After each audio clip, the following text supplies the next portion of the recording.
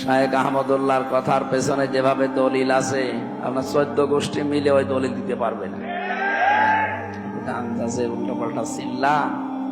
শায়েখ আহমদুল্লাহ বাংলাদেশের একজন 25 আলেমে দিন, সর্বজন শ্রদ্ধাভাজন ব্যক্তিত্ব। সারা বাংলাদেশের দল মত নির্বিশেষে এমনকি অন্য ধর্মের লোকেরাও তাকে পছন্দ করে।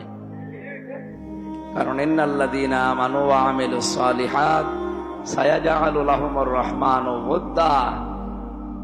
ঈমান আনার পরে কেউ যদি সৎ আমল করে, ঈমান আনার পরে কোনো মানুষ যদি ভালো ভালো কাজের আঞ্জাম দুনিয়ায় দিতে পারে, সত্যিই তার ঈমানের দাবি অনুযায়ী সৃষ্টি জগতের ভেতরে তার প্রতি একটা মহব্বত আল্লাহ তৈরি করে দেয়। এটা শায়েখ আহমদুল্লাহর প্রতি আমরা অবশ্যই তাকে ভালোবাসি কোরআনের জন্য। কিন্তু ইদানিং কোরআন